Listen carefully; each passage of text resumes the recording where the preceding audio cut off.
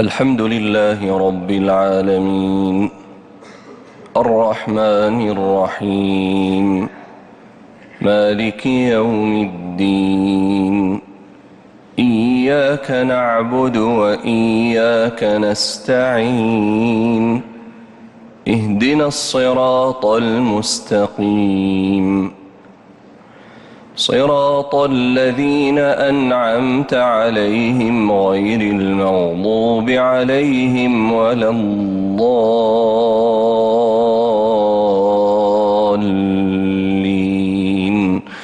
آمين.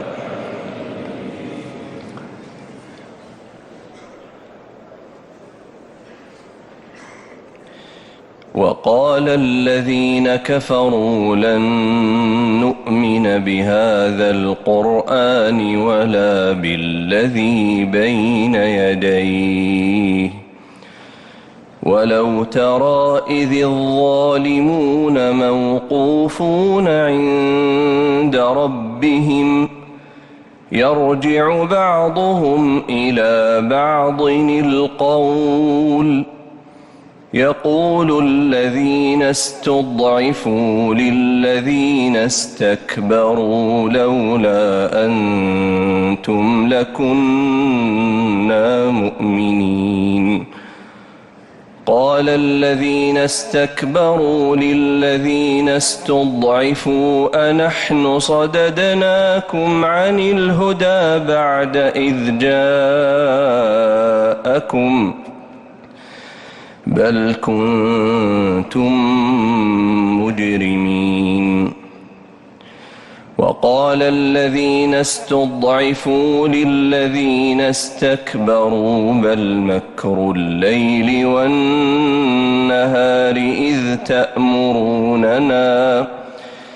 إذ تأمروننا أن نكفر بالله ونجعل له أندادا وأسروا الندامة لما رأوا العذاب وجعلنا الأغلال في أعناق الذين كفروا هل يجزون إلا ما كانوا يعملون وما أرسلنا في قرية من نذير إلا قال مترفوها إنا بما أرسلتم به كافرون وقالوا نحن أكثر أموالا وأولادا وما نحن بمعذبين قل إن ربي يبسط الرزق لمن يشاء ويقدر ولكن أكثر الناس لا يعلمون وما أموالكم ولا أولادكم بالتي تقربكم عندنا زلفى إلا من آمن وعمل صالحا فأولئك لهم جزاء الضعف بما عملوا وهم في الغرفات آمنون والذين يسعون في آياتنا معاجزين أولئك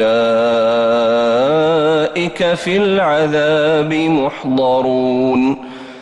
قل إن ربي يبسط الرزق لمن يشاء من عباده ويقدر له وما أنفقتم من شيء فهو يخلفه وهو خير الرازقين ويوم يحشرهم جميعا ثم ونقول للملائكة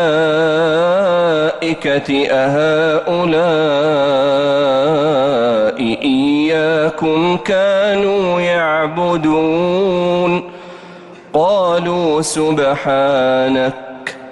أنت ولينا من دونهم بل كانوا يعبدون الجن أكثرهم بهم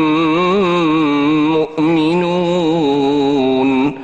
فاليوم لا يملك بعضكم لبعض نفعا ولا ضرا ونقول للذين ظلموا ذوقوا عذاب النار التي كنتم بها تكذبون. الله الله أكبر.